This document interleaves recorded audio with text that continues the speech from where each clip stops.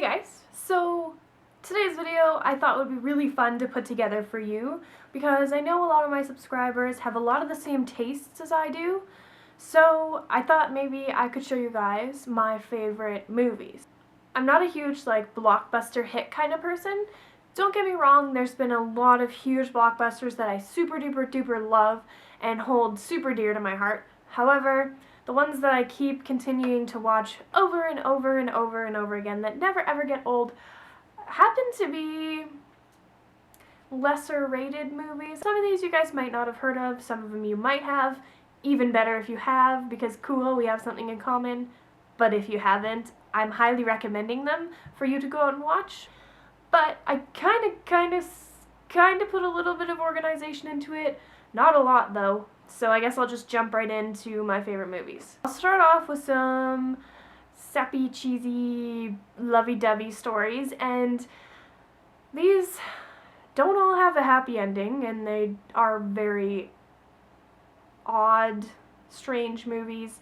They kind of have weird aspects to them, but I love them so much because of that. I love that they show like the harder parts of love, and you know, just it's real, it's raw, it's real, it's not mushy-gushy fake frickin' Dear John bullshit, you know? So, first off, we're gonna start with Perks of Being a Wallflower. I read this book in junior high, as I imagine a lot of you guys did. Super duper good book. Has a lot to do with high school and growing up and falling in love and being awesome and being weird and different and strange, and I love it. Seriously guys, if you haven't watched this movie, they did a really good interpretation of the book, and I'm very pleased with all the characters, and it just came together really well. Next up is Eternal Sunshine of the Spotless Mind. This is a more serious movie for Jim Carrey. It also has Kate Winslet in it, the lady who was in Titanic, and it's just overall a really strange movie. Your first time watching it, you might not exactly entirely get it, so I do recommend you watch this at least 1,000 friggin' times because it's so good, and you always find different emotions inside of you while we're watching this. Next up is 500 Days of Summer, and this one is amazing. It has my super duper girl crush Zooey Deschanel and Joseph Gordon-Levitt, and really good movie. I like to show this movie to friends after breakups, to be honest. I know that's kind of a cruel and unusual thing to do, but really puts your heart in a good place. Next up is Wrist Cutters. This one was weird. Very weird, but in the best way possible. I had toyed with picking this one up from the video store for a long time when there was still video stores around, and I finally picked it up and watched it, and I was very pleasantly surprised by it. It has Patrick Fugit. If you've seen Almost Famous, he's in that. Really good actor. And the love story in this, oh my god, just amazing. My other amazing huge girl crush that I've had forever, and that's Kat Dennings in Nick and Nora's Infinite Playlist. Well, it's actually in every movie she's ever been in, but this one is super good. Adorable movie, all about two people who love this indie band, and they're driving all around town to try and find where to find the band to play, because it's their favorite band, and it's so good, super good. Also has Michael Cera in it, and he's a pretty big cutie when it comes to movies, if you ask me. Next up is my category of movies that are going to make you think. Movies that have serious problems in them that are brought up, things in the world that not a lot of people think about, a lot of emotional trauma in these ones, but very good nonetheless. I don't know about you guys, but I love having weird emotions when I'm watching movies. I love them. I love to feel things, and these movies are feel movies for sure. So first, starting off with White Oleander. This was also a book turned into a movie. They're super good. It's about a girl who goes through a bunch of different foster cares. So definitely pick this one up if you guys are interested in that. Next up is one of my all-time favorites ever, also a book turned into a movie, and that is Running with Scissors.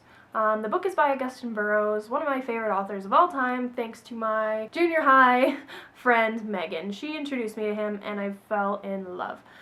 Running with Scissors is super interesting. It's actually a true story, so when you're watching it, keep that in mind that quite a bit of these aspects in this movie are true and did happen to a boy. Basically, Augustin's mom gave him away to her shrink, and you get to see the wonderful life that unfolds in their household, which is very interesting to say the least. Next up, I have been finally seeing a lot of recognition for this film through Tumblr. Thankfully, more people are hopping on this because, oh, it's good on you, because this is an amazing movie. It is Girl Interrupted. My mother actually made me watch this film a long time ago. We went on a hunt to find it and found it, and I fell in love. It's one of my favorite movies of all time. It's amazing. It's basically another book, another true story that happened. It's about a girl named Susanna Kaysen, and she checks into a mental ward, and you get to see the crazy things that happen to her throughout the time in the ward. So definitely heart-wrenching in every way. Next up, another mental ward one. Who would have thought? It is One Flew Over the Cuckoo's Nest, has Jack Nicholson in it. Super classic movie. If you have not seen this movie, then you should probably get out of the rock you're living under, maybe. No, just kidding. But seriously, watch this movie. It's such a good film, very well made, and you cannot go wrong with a Jack Nicholson film. I'm sorry, there is no such thing. And the last one in my heart-wrenching series is Transamerica. This movie is wonderful, and I feel like everyone should watch this movie so you get a little bit of a better understanding of what it's like to be a transgender. I watched this as soon as I was informed that my older sibling Terry was transgendered. So it really helped us, well, my whole family, really understand what it's like to go through life living that way. Okay, so we're running down to the last little stretch of this video, and that is just overall good movies. I know these are such vague, categories.